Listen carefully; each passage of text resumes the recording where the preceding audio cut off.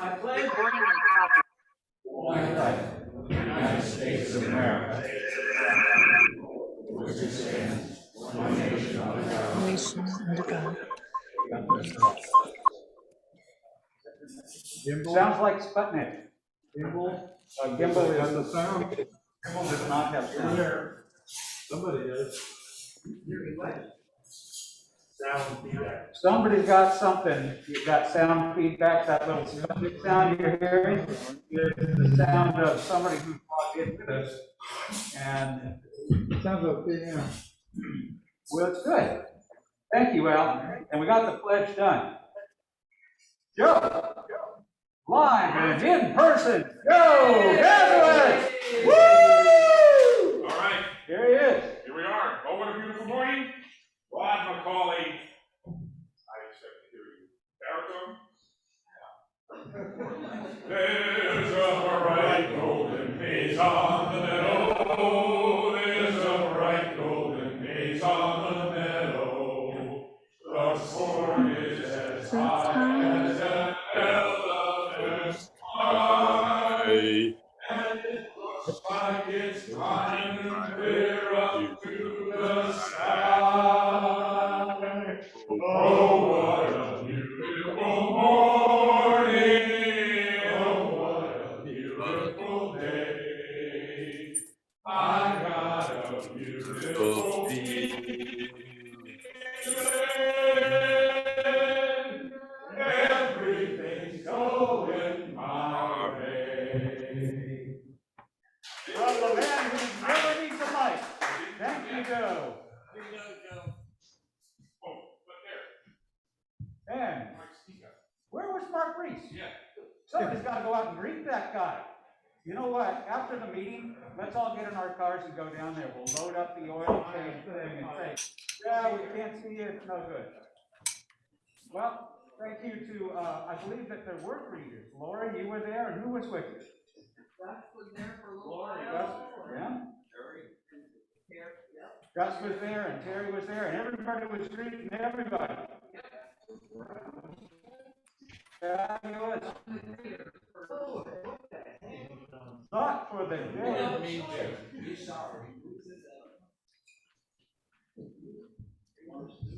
Okay, I had a thought. Actually, I thought I was the joke for the day, which may be the case. No, I'm the joke for the day. But I know you've got that. But I couldn't find my 1999 Pretty Good Joke book. I think somebody here paid to have that burned. But but I did have a thought, and I was thinking that, you know, we want there to be harmony and peace, but occasionally there is conflict, and hopefully none of us will be involved in this, but you know, if you are in a altercation, what might you use to defend yourself if it was spontaneous, you didn't know what was happening? Well, that would be your bare knuckles.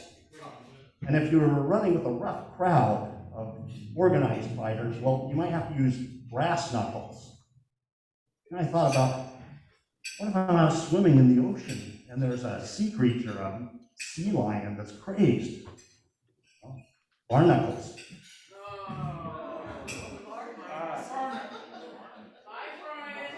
Somebody find that joke again. Anyway, they're okay. So, visitors and guests. Keep the microphone on your mouth, please. The microphone is on my mouth.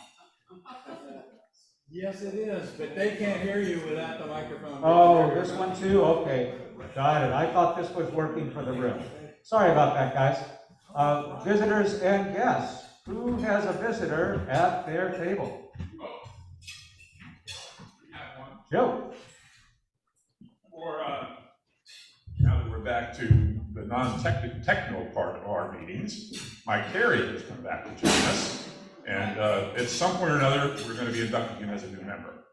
Mike Carey. Do we have other guests in the audience here? Charlie Johnson. And let me introduce Patricia Degnan, who is our speaker today. Hello, Patricia. Welcome. Yeah, we're all joking about how long a commute you had because Patricia walked from her house to here. She lives in the condos back behind us.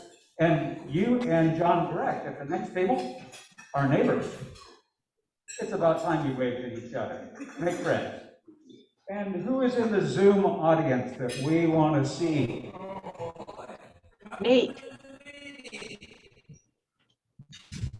So we are delighted to welcome Nate Burles as our guest on Zoom today. Very good. Morning, Nate. And You have something to say, I think. hello, Nate. Hello, good morning. And everybody else is a regular, and we are so glad to see you. Time to mute all so that we don't, and you guys know how to unmute yourselves if you got something to say. Okay, so for those who haven't seen this yet or haven't yet made their payments, January was $40, February was $40, and if you haven't done that yet and you want to get it all done, $50 for March, because we have 6 or 5 meetings this time, if you are on Zoom. But of course, when you walk in, it's $20.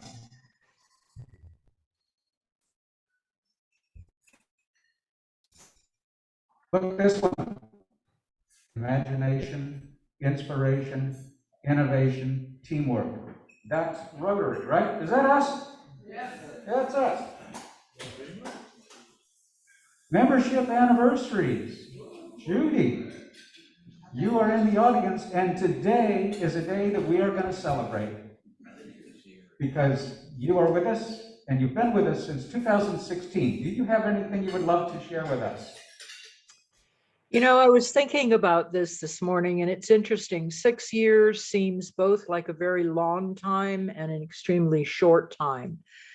I'm thinking back over 6 years, and several things pop into mind. The very first activity that I was a part of was the Cajun Festival. I had a wonderful time, missed that enormously. What came to be important were people. And there's an intangible, very, very hard to define quality about Rotary members. For the most part, you don't go around bragging about what you do. You don't beat your chest and say how wonderful you are, 1 or 2 exceptions. You just roll up your sleeves mentally, physically, and do it. And I really like and admire that. And that's been important to me, to be a part of an organization that does that, that feels that way. I've been particularly touched by several things. On the negative side, I don't ever want to see another tamale as long as I live. My very, very favorite part of Rotary has always been Christmas dinner. It was nice to do cards the last couple of years, but I dearly, dearly miss being there, greeting people, seeing how much it means to everybody. So I'm hoping we have a chance soon to get back to that.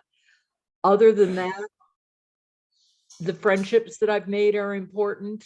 I look forward to knowing a lot of you for the remainder of the years that I'm on this planet.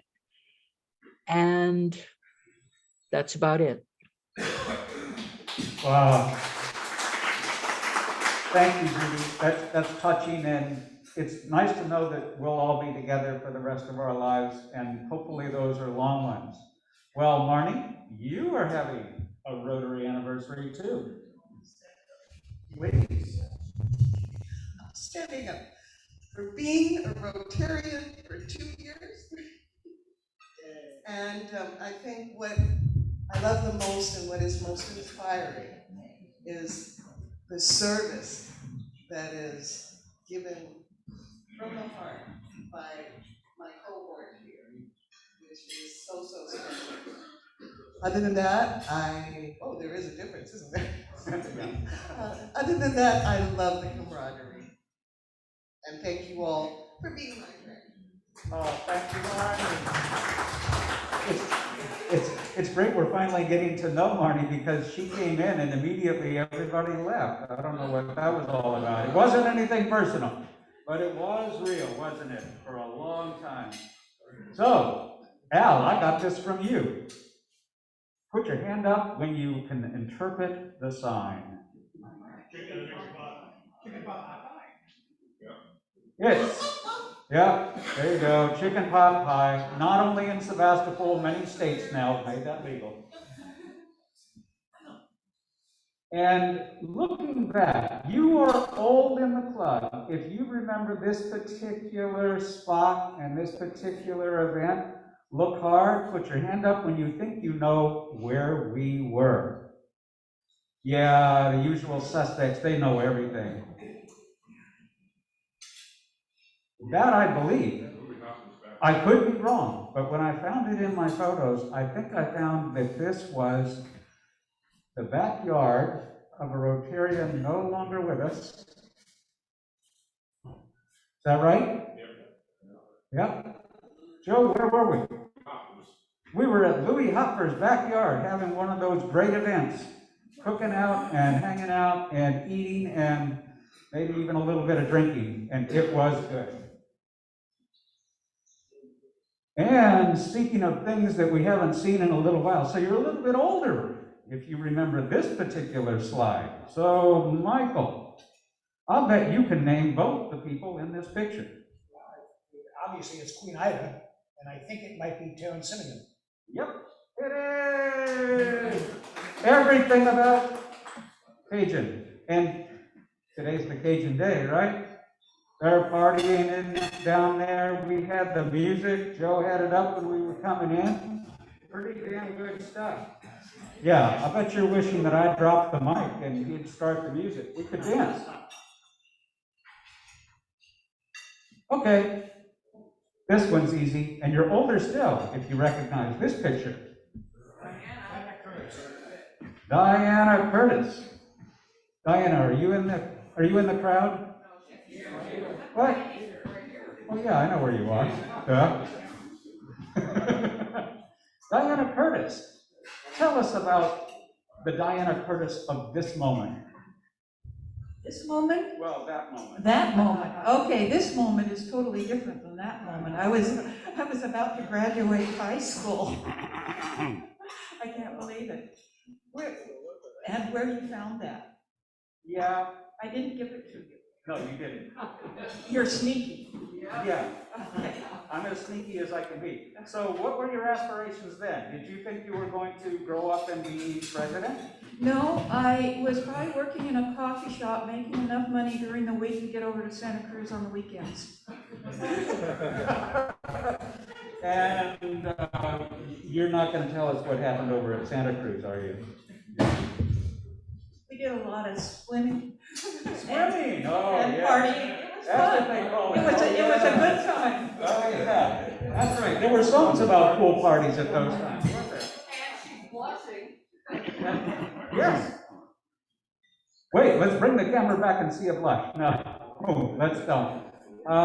So, PJ, where were you these last, what, it was over a week, right? Well, I think it's self-explanatory on the left-hand slide. So we, on the right-hand slide, that's Ellie in our first sunset on the north side of Kauai. And it's a spectacular island, and there's many in the audience, both here and in the cloud, that know that the Nepali coast is a very special place. We had a great time. We spent 4 or 5 days up in the north, and then we dropped down to Wailea, and we spent 3 or 4 more days down there doing just all sorts of things. And if you ever hike the Nepali coast, make sure you keep your legs in shape before you do it. That's why he's sitting down. Darling, that's your favorite island too, isn't it? Okay, so are you grateful for some good things in life? Marty, are you grateful for something?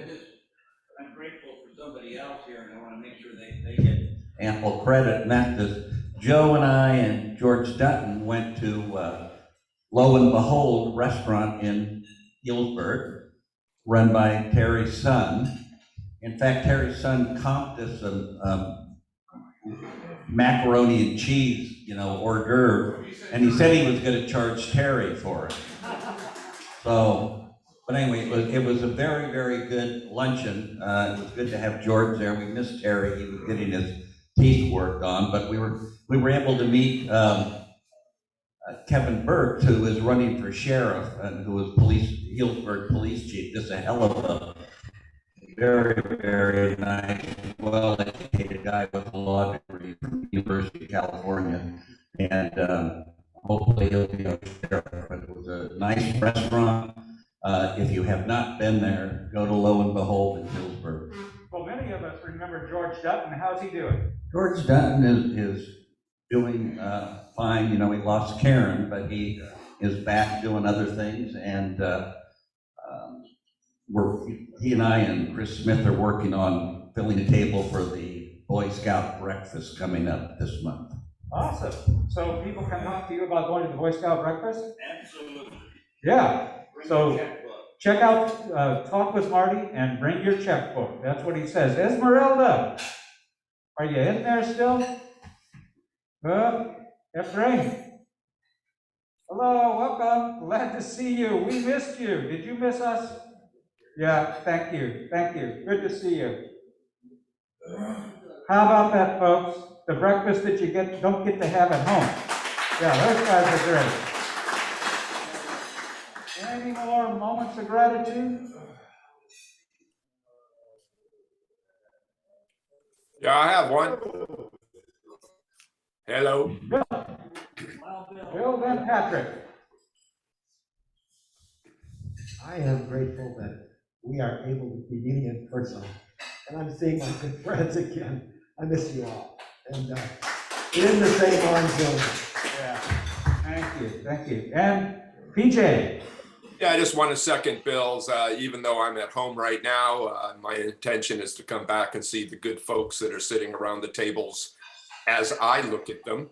So I'm very grateful for that. And I'm also grateful for the fact that finally, after almost 15 months, our pop-up camper is going to be delivered and put on our truck in Iowa in the third week in April, at which time we'll start traveling and back home somewhere in June to re-outfit, because we're going to go from here in Sonoma County, Pacific Ocean, up to Yoktuktuk, which is on the Arctic Ocean in the Northwest Territories of Canada, and adventures along the way. So I'm very just grateful for the fact that I'm able to be in this kind of position, and Ellie with me. And I'm going to drop a C note into our community chest just as a remembrance of good times here. I'd like to add some gratitude. Thank you. Hi, everyone. It's Linda. And I'm grateful for an internet connection this You're out in morning. the desert. Yeah. And we got up early and brought our tools down to the visitor center where there's some Wi-Fi. So I'm grateful for the hybrid, so that no matter where in the world PJ and I and other folk are, we can always join in. And so good morning, everyone. Good morning. Good to see you. Okay. Anybody else? Whoops, Wayne. This is a day full of gratitude. We got a lot to celebrate. Sometime this morning or last night, I became a grandpa for the first time.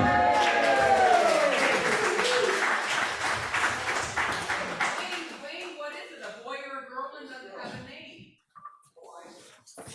Eliza, and Eliza is a girl. Wow, oh, Wayne, congratulations, that's huge. Yeah. Okay, here's some stuff to look at for your calendar.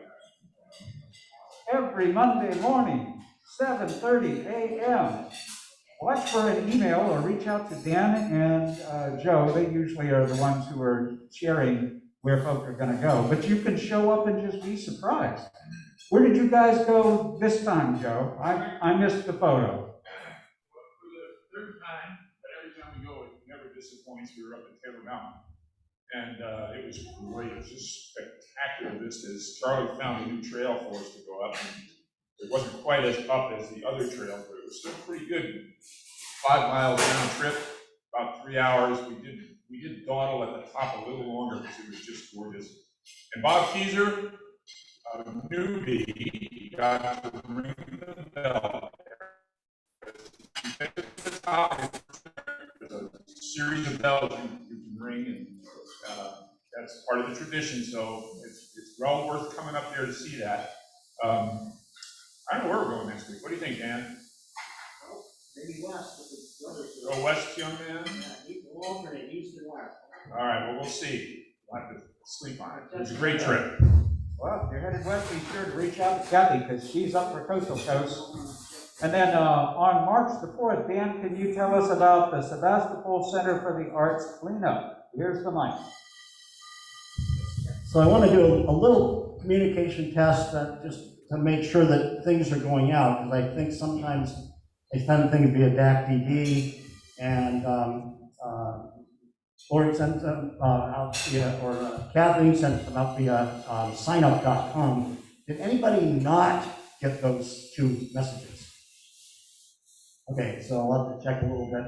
But so this Friday morning, a number of folks are going to help do some painting at the Center for the Arts. So we want to support them because they help us from time to time. They need a painting crew there. We're going to do this in conjunction with the Rotary Club of Sebastopol. And I know it's a weekday, so it doesn't work for everybody, but if you can be there, let me know so we know how many folks are coming there. And then the following Saturday, not this Saturday, but the one after that, we're going to do some landscape cleanup around the post office.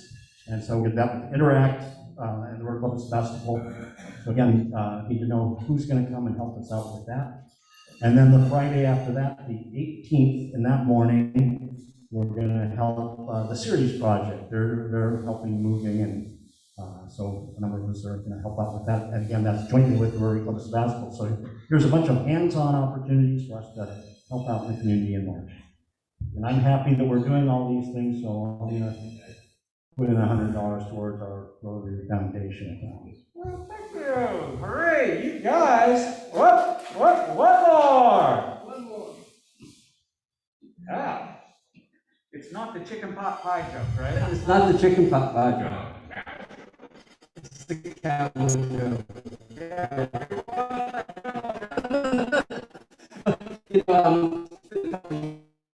since we go together has done it, but we don't have. And what we've been doing is small projects. And for instance, someone who really doesn't have much money needs a water heater. We've been getting water heater installed, or heating fixed, or some other small project, the toilet replacement. It's kind of a switch for us. It's a little change. A lot of the we're not really prepared at this time to do the larger projects. It may change. It may change still, because a lot of us on the board would still like to do that, and we still need the participation from all the Rotarians that have done that in the past. And I'm just pitching that we're still alive and well, and working in conjunction with the HOP project, Helping Other People, which is part of that organization of a conglomerate of nonprofits working together here in It's the Sebastopol. service clubs. The service clubs. Kiwanis, Masons, all of you. So through them, we're doing some other small projects as well. So just keeping you up on the loop. Awesome, Al. Thank you. Great to see you. And let's see what else is on the calendar. Oh yes, this Friday, 5:30, first Friday, is Woodford confirmed? Yes, Woodford is confirmed, 5:30. Be it Woodford in the Barlow or wandering around looking for people that you know. Okay, we've got all of this stuff there. Yes, we've got it. Thank you very much, and jot that down if you don't have it now. Oh, Dan, one thing. If somebody doesn't feel like they got the email and they want to participate in one of these things, can they just reach out to you? Just call me or email me or tap me on the shoulder. He says, call them, email them, or tap them on the shoulder. Don't scare them in the post office, though. Okay. Any further announcements for the Michael, good of the order? The Sebastopol Documentary Film Festival starts on the 24th to the 27th of this month. The full listing of all 75 feature films are out on the website at sebdocs.org. They also have some really attractive packages. You can buy an all-access pass, which will allow you to see all the films for $150. They also have a virtual festival after the live festival, and you'll be able to see about 50 different films there for an all-access pass for $100. So really a good deal. Some fantastic films this year. They've really done an outstanding job of selecting the films. So sebdocs.org.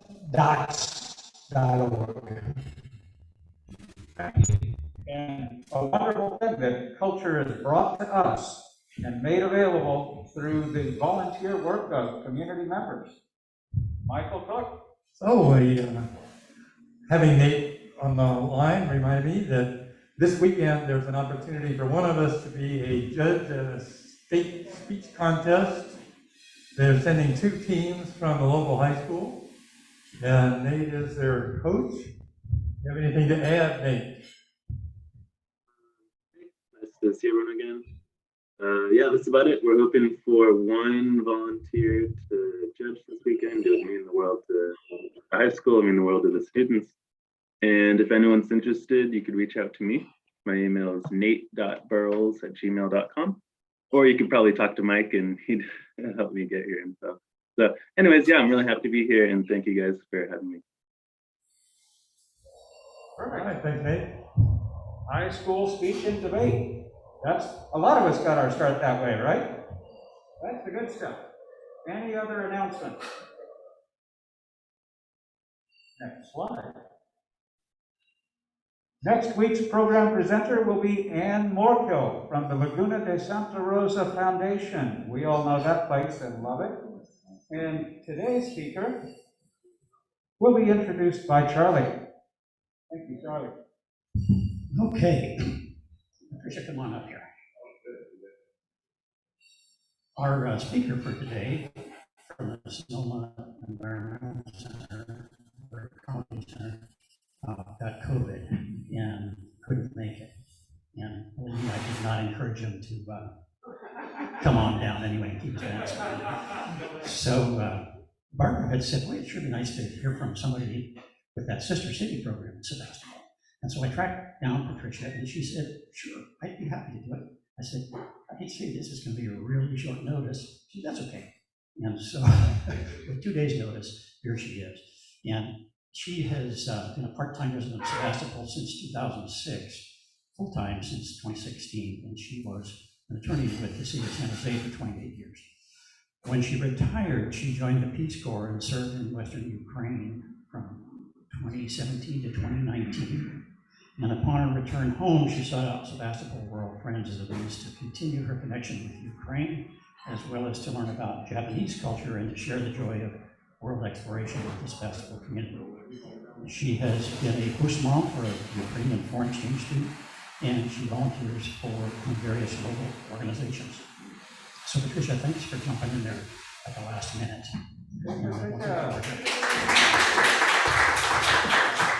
Thank you so much for having me. That was my alarm, because this is when I usually wake up. When Charlie called me on Sunday, I said, well, I don't have anything prepared. How did you piece it together? There is something called the third goal. There's something called the third goal, where turn to Peace Corps volunteers.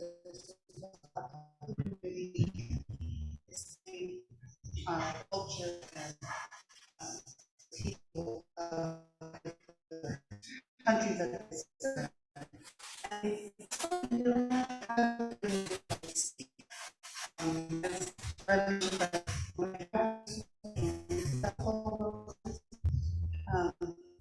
And I also got a Ukrainian exchange student who I'm so happy to see that Nate is surprised to see that Nate is joining us, because Lisa, my exchange student,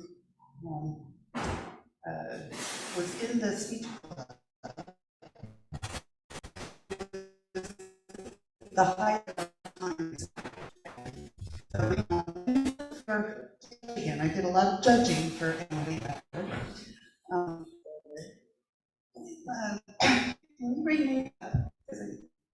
Nate was on anyway, so nice to see him, and I talked to him about how he's doing, and I'll share it right now. My exchange student, who was with me for a year, little cut short because of COVID, just texted me last night to say we're on the train out of Kyiv. She was in Kyiv, in the basement of her dorm for 5 days, being bombed. So last night she texted me, she said we're on the train going west. She's going to be set up with another friend of mine from Ukraine, so everything, hopefully, personally, is good over there now. Anyway, kind of to get back, when I was over in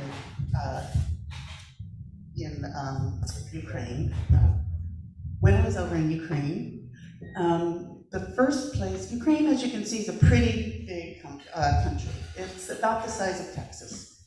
And let's see if we can, Peace Corps is located headquarters in Kyiv, in the central part of the country. Can you all see that, or does it need to be bigger? Okay. We first went to Chernihiv. I lived in Chernihiv for 6 weeks in training, and that is about 60 miles from the Belarusian and Russian border. And then I was stationed down here, all the way on the west border, close to the west border, in a place called Kalush. Lisa, my exchange student, is from the east, the very east, just about 30 kilometers from the East Front, near the disputed areas. And our sister city, Chernihiv, not Chernihiv, Chehirin, I'm sorry. Chehirin is about right here. So you can see that I have connections like all over the country, from north, south, east, and west. Well, not so much south, but east and west, and central. And at this point, the entire country, well, the entire east, north, part of the south part of the country is under heavy warfare right now. The west is taking all of the refugees from the east. That's like, oh, I got it. We'll get it. So it's, as you know, again, I'm part of Sebastopol World Friends. I'm currently serving as the secretary, and we have just been in kind of overdrive in the last week, trying to figure out what we can do to help our friends there and what we can do to explain to people here what they can do to help our friends there.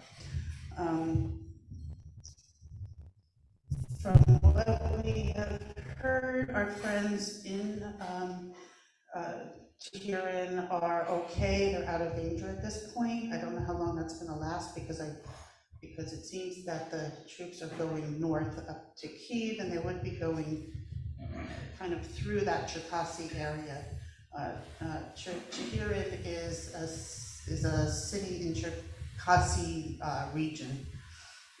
Cherkasy is the big town, or the big city. I mean, it's a fairly large city. When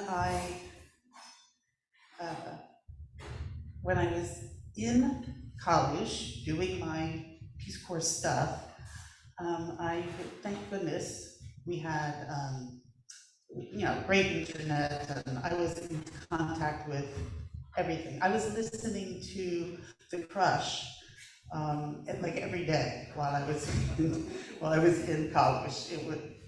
It was really great to be connected, and I received or I saw on somebody's Facebook an article, I think the SoCo News article or something, about the delegation from Chihirin about 5 years ago that was supposed to come here to celebrate the 25th anniversary of our Sister City program, and they didn't get any visas and they couldn't come, and it was devastating for everybody.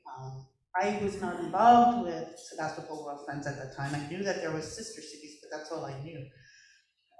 But I was able to contact the Chihirin sister city. It was easier to contact them than it was to contact the Sebastopol sister city people at that point.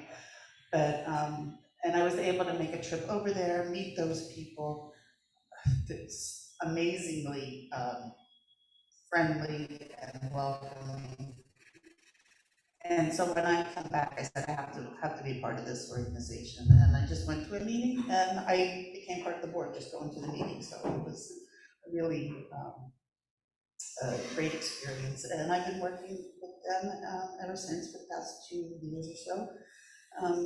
And some of the things that we're doing right now, one of the things that I know a lot of people are saying, what can we do in Sebastopol to help or to show our support and help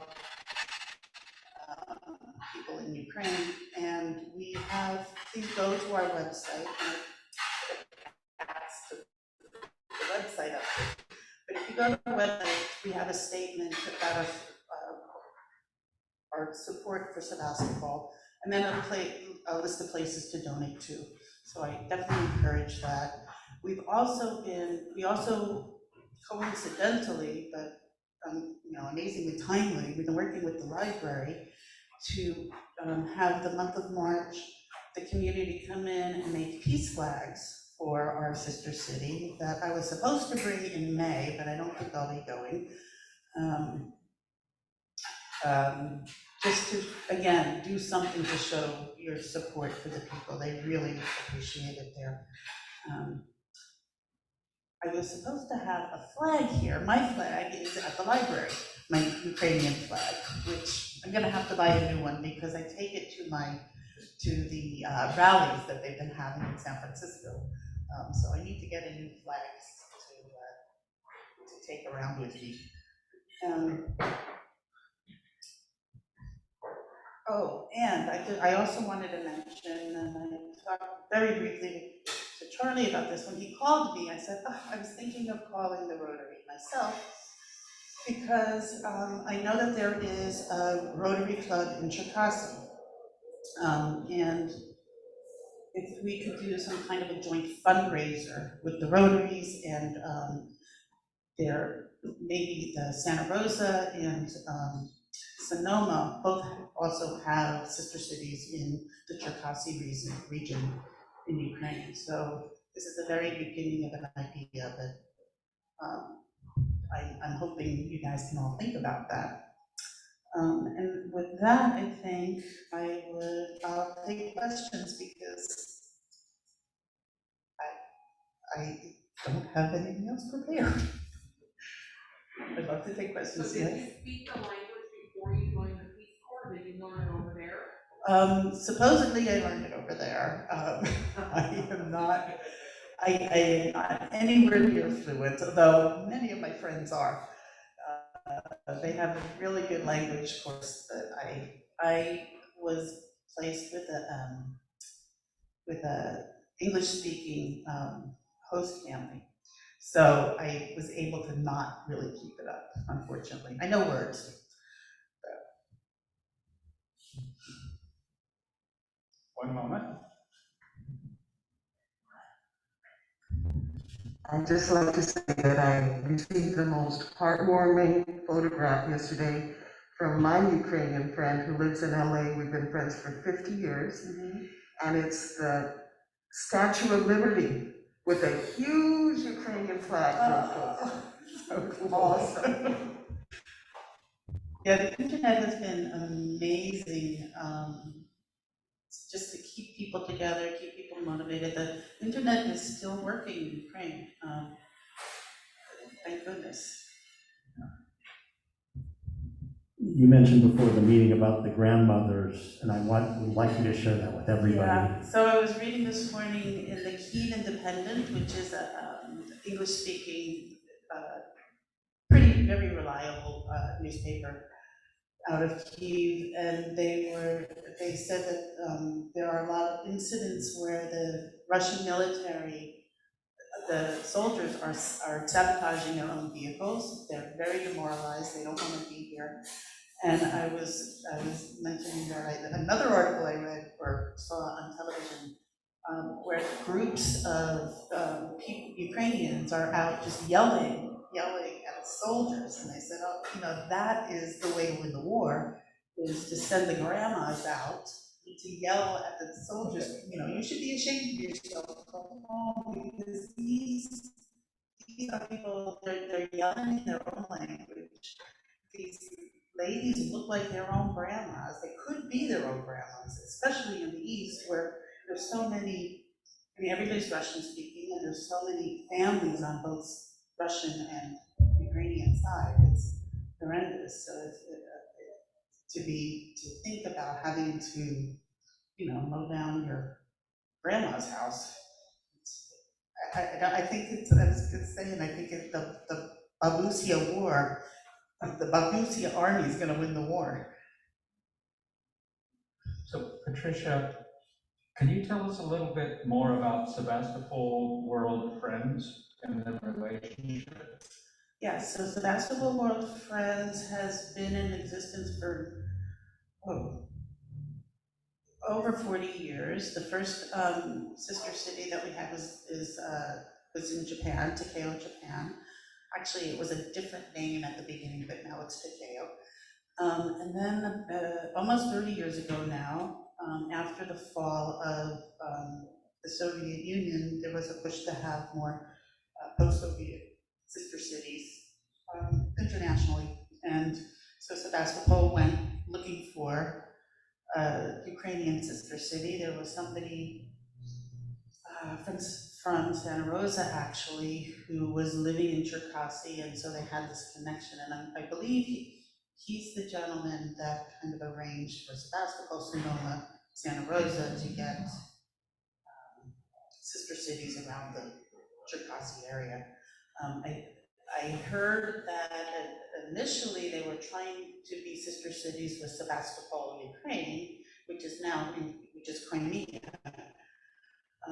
But they realized that Sebastopol, Ukraine is a huge port city and really had nothing to do with what we do, our lives here. So they went looking for a more similar type of town. And they got it. It's a beautiful little town, lots of orchards and kind of agricultural and beautiful and green and right on the river. And it's at about 7,000 people. It's very similar to us. Yes. So what were you doing in the Peace Corps in Ukraine? So they're very good at managing people's experiences. And so I was working in the city of Kalush, in the city hall, in their economic development department. And their big goal, which I never agreed with, but you got to do what you got to do. And it was like a nationwide goal, is to increase tourism. And this is a town that was very. It started out being very rural. Also, when I first went there, it was in the spring, And I was looking at the mountains and all of these apple trees blossoming, and I thought, oh my God, I'm in Sebastopol again. This is amazing. I felt very comfortable there. But that was the old part of town. It also used to be Poland before the World War II. They then became very industrialized Soviet. The Soviets brought chemical companies there. So the city expanded, and all these big old chemical companies, which now were just basically half destroyed. So there were these huge factories, horrible looking factories. It looked like Chernobyl. It was just, and so I was like, well, how in the world are we going to do tourism here? What are we going to do with this? And what we turned on is because there also was a fairly well intact, huge Jewish cemetery right in the middle of town, surrounded by big Soviet, 8-story, 9-story buildings. And Jewish heritage is kind of big there because so many people left. The diaspora is now coming back to find their heritage. So I started them kind of in this direction, and I think it's, a lot of the piece where I tell people is planting seeds, and you just throw out ideas and try to go in different directions, and then 2 years later, something that you worked on finally made it, but you're here, you don't see it. But so anyway, I planted that seed. It seems to be taking root. We'll see what happens. What's your sense of the Ukrainian people's willingness and ability to take the fight to the Russians? Oh, they are so determined. So I would say before the Revolution of Dignity in 2014, there truly was about a 50-50 split of should we be Russian, should we be Ukrainian, and it is definitely the eastern part where the Russian heritage is definitely stronger. The Russian language is definitely stronger. It was definitely more pro-Russian. I think after that, and there was, Russia was on the outside of that.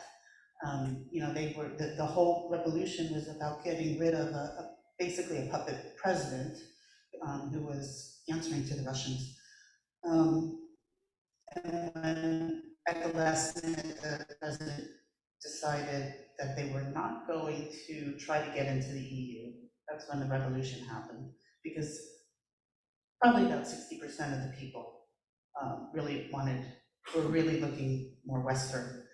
And then when Putin took Crimea, like the country went like 90%. You can't be messing with our borders.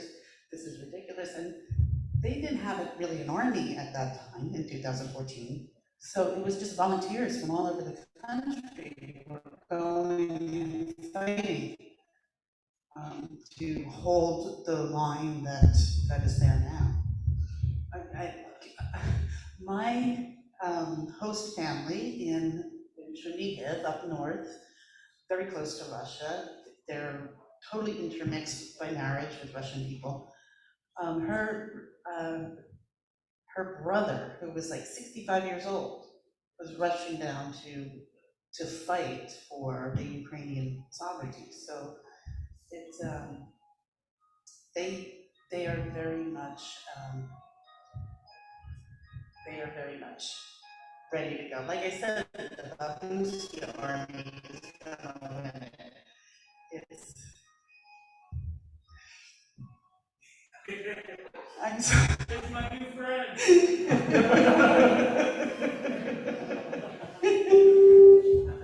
Sorry about that.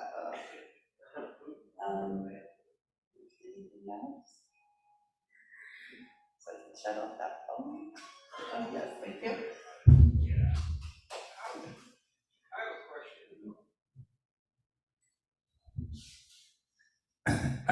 I'm so distressed over this whole thing, mainly about this guy Putin. I mean, he's not a good person. You know, what is going to happen in Russia, do you think, if you know anything about that? I know a lot of the people are against it, but he's so strong, or at least so has all the military on his side. Yeah. I don't know. I don't know anything anymore. I never thought this would happen. Nobody. I mean, my prediction was he was going to go in and try to secure the East, and maybe even, you know, take the 2 states. So, I don't know. Let me see. That's right. I can make this bigger. Let's see. So on the east, there's the two enclaves, they call it in the news, Donetsk and Luhansk. And Donetsk and Luhansk that are in their supposedly the republics now that started this whole thing when Putin said, okay, we're going to recognize those as independent republics last week. Where is this? Okay. Oh, there's Donetsk. There's Donetsk and Luhansk. And then there's a line here. So Donetsk is its own state, Luhansk is its own state. And then their capital cities are Donetsk and Luhansk. There is a line that goes like from here to here. See, they don't show them on the maps because they're not real borders. It's just the fighting line. And it goes like that. But the rest of this area is also so it's only pieces of these 2 states that they have now, or that they had before. So my theory, I mean, what my thought was, is they were just going to take the whole 2 states and then let it go. But obviously, I know nothing. You know, it's just crazy to me that he thinks he can take the whole country. And I've been hearing on the news, they really thought that they could just walk in and the Ukrainians would say, yeah, we want Putin. And I don't know how after 2014 he could ever have thought that, but I don't know. You know, he's totally out of touch, it seems like. So you joined the Peace Corps for whatever reasons. Was it a transformative experience, or are you different now than you were before? I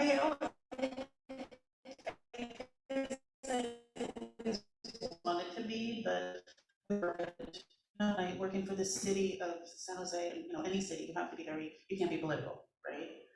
So it's, so yeah, that has changed. I have made so many friends all over the world. Oh my gosh. I mean, it has completely broadened my social life and my ability to travel.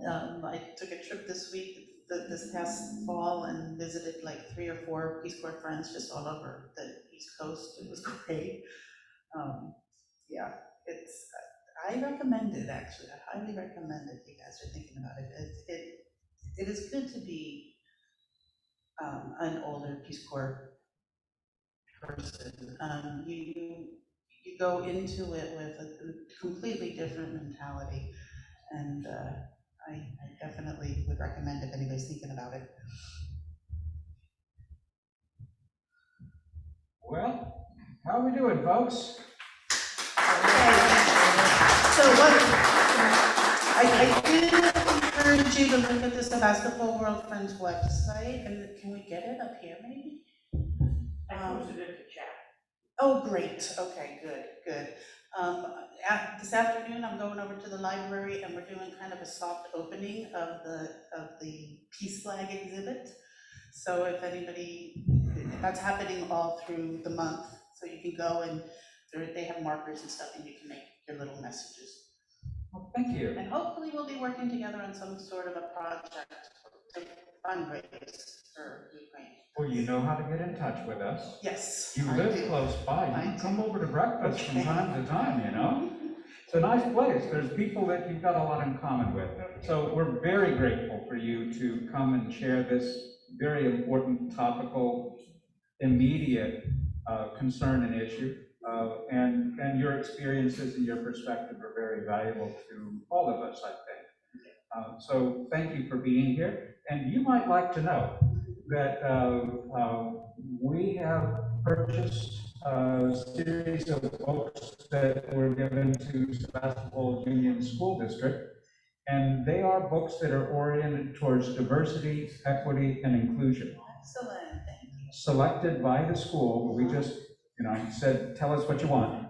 We're going to inscribe one of those with your name in honor of your having been here and joining us. That is, okay, so one thing I forgot to mention is the other organization I'm involved in is the Returned Peace Corps Volunteers for Ukraine, and I am the Equity and Diversity Officer there, so that's perfect. Perfect, I'm gonna have to brag about that at my next board meeting. So how many people here know a Peace Corps member who is here in our community? I'll bet you're looking for people who have been in the Peace Corps. Yeah, I mean, there's a Northern California Peace Corps Association, Uh-huh. but everything seems to be like in San Francisco and the South, so. Oh, that's a lot. But I know, I can't get down there, but yeah, if there are Peace Corps volunteers, it would be cool to get together locally. Yeah. So once again, thank you very much, and you are welcome back anytime. Okay. Let's hear, we're gonna have a joke now. Okay. We need a joke. Can I say it first? Yeah. Yeah, you can be here. Bill Sauber, hold on a second, let me bring it up, and you come get your mic. Well, thank you for babysitting my dog. That was.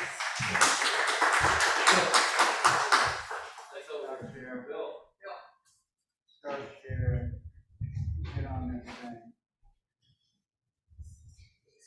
Hold on a second, Bill. So every year, the Washington Post has a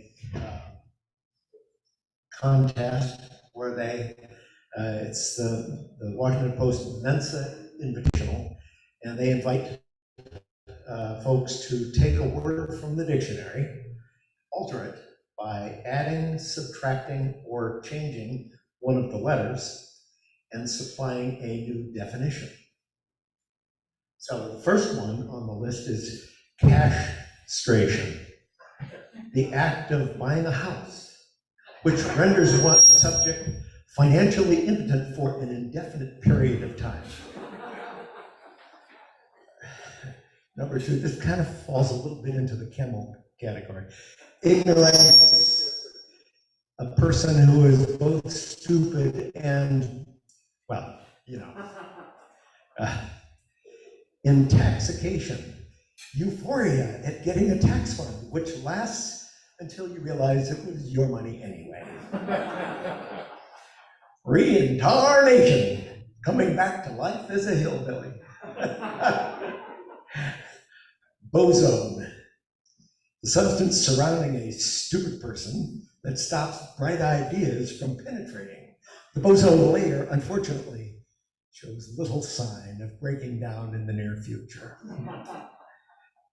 Graffiti, vandalism spray painted at a very, very high level.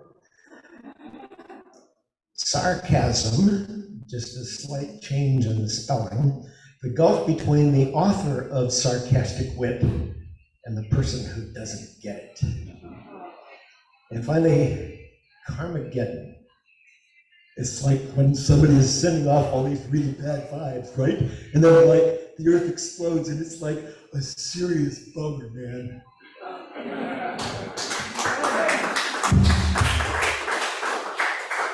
There we go. Well, time to take us out. Here we go. Trails to you until we meet again. Trails to you, keep smiling again. Trails meet again. Well, hold on before I leave. Just remember, we don't have assigned people to help us break down the room, so if you've got a little bit of time and can volunteer, you would be most welcome.